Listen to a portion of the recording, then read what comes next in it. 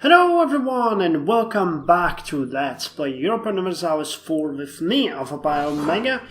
Oh my god, Meiou and Taxes and Scandinavia, and we just got a call to arms from Hausa.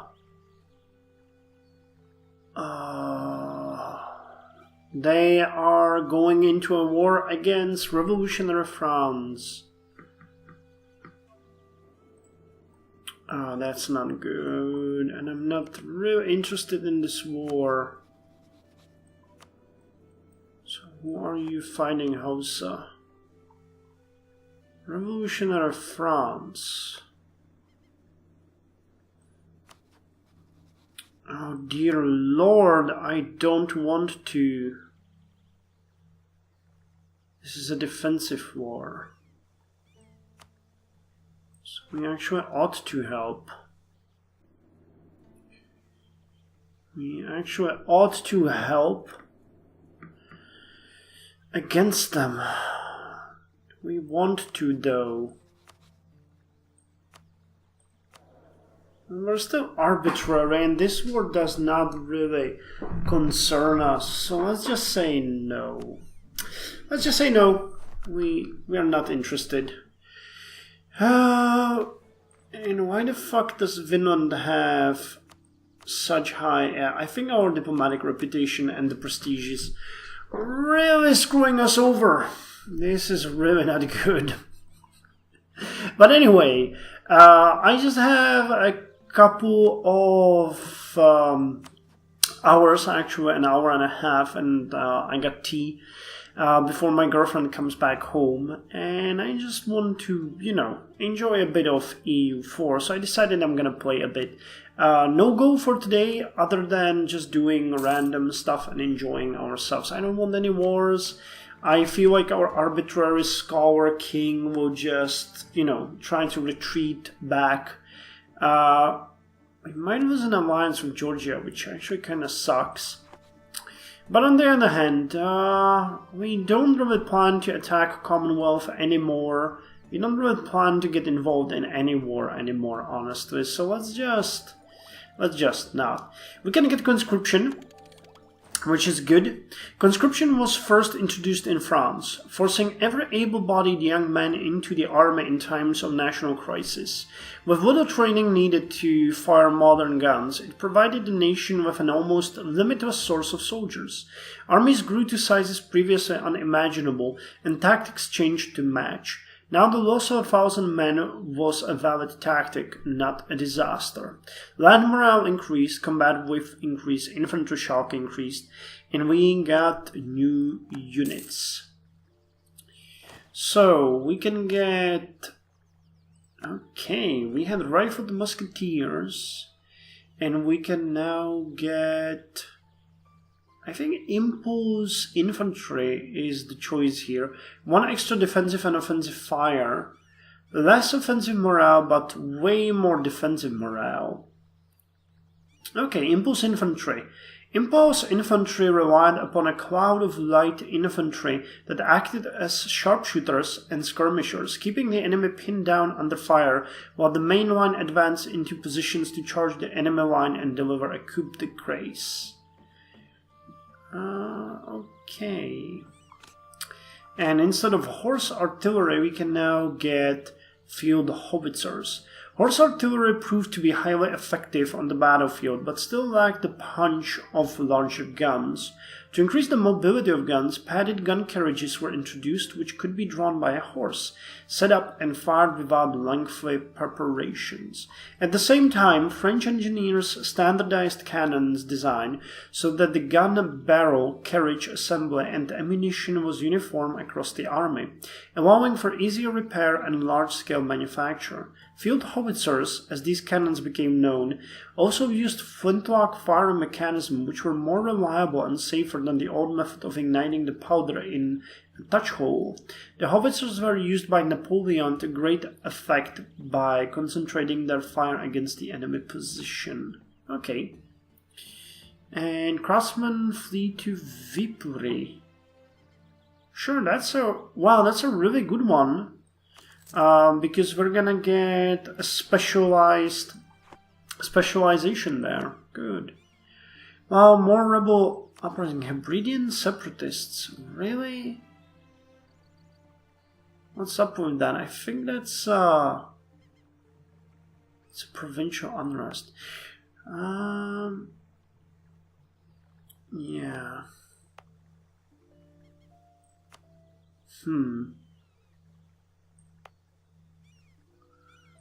Provincial unrest it is indeed. Alliance is breaking, and Finland has a too high liberty desire, but we're improving relations. I really need to do something with my prestige. Unfortunately, everything I do in the names of roleplay just fucks everything up. I also gave an order to build a couple of frigates. We're building how many? We built one. We're building 4, 6, 7 more. Flag Church for Ireland. Sure, let's give them state support. And we could get the Mutual Savings Bank. I actually think that's a good thing. When are we getting the next level? At level 52, we're at level 50. Grand Fleet ideas. Well, our king is a scholar, so is there... Not sure, maybe administration ideas, I don't know. We'll see. And the game is telling me that we're losing our... Wait. That we're losing our grand... our great power status. Which kind of sucks, but not much I can do with it. And what was that about Tamaran? I think we got a core there, didn't we? Yeah, we got a core. Good. So that's nice. Can we create a state here?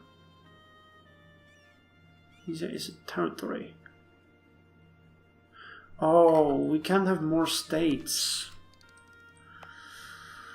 Well, okay, but I think I could invest a bit in here and start developing these provinces. We're upgrading Akinet, so that's good. The cores in Latgoa and Velex are good. I actually plan to have a secondary net of forts here. We have Sakawa protected by a level 6 fort, mainly due to the local capital of Ravawa. But I thought that Venden and Velex would provide decent first-line forts against possible intrusions from Commonwealth. And I'm also greatly interested if we will manage to get the biggest city in the world. We get, or on the continent, we got 575,000 people living here now, and Vigura has 586,000. But remember that we're upgrading the roads and we're upgrading the fort. And if we ever get some really decent events, I might go with the Civil Art Academy. I don't understand why they're not building anything. Well, I guess they're just douchebags. But we should see upgrades everywhere else. A military leader has left us. Was it a general or was it someone less important? Like a navy. Okay, it was an actual general. So you know what, we're gonna make our ruler a general. And he's gonna command the army that has lost. And rode there. Yeah, we're at 10.28 army professionalism. I'm actually wasting tons of money on this. But it's yielding us decent results. Plus, our armies are becoming way better. So that's nice. It's a project for our arbitrary king, who doesn't really give a shit about the kingdom. He wants a strong army. Well, the Hebridean separatists taken Galib, so I'm sending my first army, or no, not the first army, the army of Sweden to deal with it. It's the smallest army that we have. But we get an event, influence in the cabinet. Many of the faithful reformed of Scandinavia see our Grand Captain Marcel Elkins as a threat to the theological purity of the government. It is feared that through his influence, Sven first will be convinced to favor the Catholic in government, or indeed that he might turn the king himself away from true faith. Well, we can either keep him and lose more prestige and more legitimacy, or we get someone else. Unfortunately, there really isn't anyone else that we can get, so let's let him go because we're arbitrary. And I guess we will be without an advisor for a while, because we really don't have the money for that. Crap. Well, but we are getting closer and closer to the next technology level. And I like that I raised the forts in Orkneyar and Ross, so I don't really fear like our ships or anything are in danger. Okay, what the fuck are you going to do? You can't really land there now. It's occupied. Okay, yeah. The game understood that. Slightly late, but still. Okay, so we're gonna attack from Orkneyar. Oh, and our king is leading this army. That's interesting. Trust your neighbor. State maintenance lowered by 10%. It's actually good. And now we're getting decent money without these fools. Is there anyone you might like? Sure, no. Well, by the way, the army of Sweden got reinforced heavily. 2 extra infantrymen, 2 extra cavalrymen. So it's decent.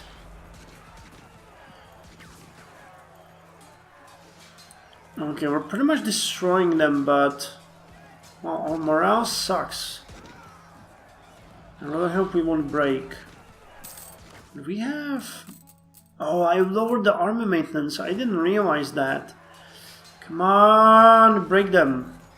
Destroy those cannons. Yeah, I think we're good.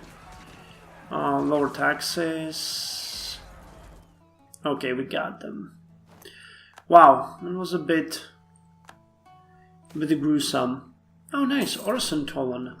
Can we invest those money? Oh, we could invest those money in an advisor. Mercenary maintenance, morale of armies, discipline. Nobody really cheap there, is there? Nope. Let's go with Gustav Adolf. He is giving us what we need. How's the centralization? 83. Okay. So this will be taken. Is there anything here that we could do? Oh, you guys are moving really fast. There's not much I can do here. Actually, I could build you a church. I already built the church here. Yep. Could upgrade the ports. Still can't colonize. How the fuck can Aragon colonize? I think there's a bug, or I'm doing something terribly wrong. Okay, these guys just need better ports. That's just how it is. We don't have the money for that. Okay, you have been successfully recovered. Control of Galip is being reverted. Wait, what? The control is being reverted from the fort in Orkneyar. That's funny, but we've already besieged it, so there's no point for that. But hey, thanks for noticing. Oh hey, you need to drill. Why aren't you drilling? And I was wondering why it's not growing fast enough. The many interests of Sven I. Our king has grown increasingly interested with the higher intellectual pursuits and can spend days talking to the learned men of our court. He has started inviting scholars from near and far to help him better understand how the world and the people in it functions. The way things are developing, Swan the First himself could probably become an authority in his own right if he could spend enough time and resources on the areas of his choice. That's interesting. So we must strive to understand the physical world around us. Our ruler will be free to spend time and the resources of our state in his pursuit of his great interest in life. When the time will tell if he makes his name, or a ruler must understand the laws of God and men, or let us not waste our time. Let's go with the physical world around us. He's a scholar after all. That's an interesting event. And I have given orders to upgrade roads. So we are now upgrading roads in, I think, Finn? Wait, it does not show here. Well, we're definitely building it in Lowland. I am prepared to do it in Ostjutland. The problem here is that I need a bit more money. We paid for everything and I just need 84 gold because there's no ruler or urban welfare. Actually, I can do that right now. So that's good. And I think I'm building the roads in Småland as well. Yes, upgrade in Småland. And we're upgrading roads in Viipuri. So a number of roads will be expanded. Which is good because we have very good roads and actual railways to be in our capital. Skåne has level 2 and Småland will have level 2. Sealand has level 2. Finn has level 1, Laland will have level 1, and Ostjutland will have level 1. So we're creating a sort of a extended road network. I think the roads here are... Yeah, there's a number of connections here, but we never really finished the connections there. And I like that in Viipuri we'll have a level 2 as well, because it's a regional city and they can use the boost to urban gravity. Could also maybe boost it here, yeah, but no rush, no rush. How far are we from the burgers? Well, we can ask them for the expansion, but when we'll be able to offer them favors? 10 months. Lumborg shifts to Danish. Oh! Huh, Swan got an upgrade to his skills. Okay, Lunborg, I think that's somewhere down here, isn't it? Yeah, here, Lunborg's... Why did Lunborg switch to Danish? That's interesting. Oh, I'm surprised, really. How's Satakunta? 81%. And Varsina Suomi... 92. That's what I'm interested in, really. But can't really say much now. The drilling is continuing. We are now at what? 10.66%. And our armies are looking good. 63, 85, 47. Yeah, we're at max. Build number of ships. Okay, there's another ship that we can send to protect trade. Let's send it to Hudson. And things are looking good for our little empire. So I think on that note, I'm going to end the episode here and start the next one. Yeah.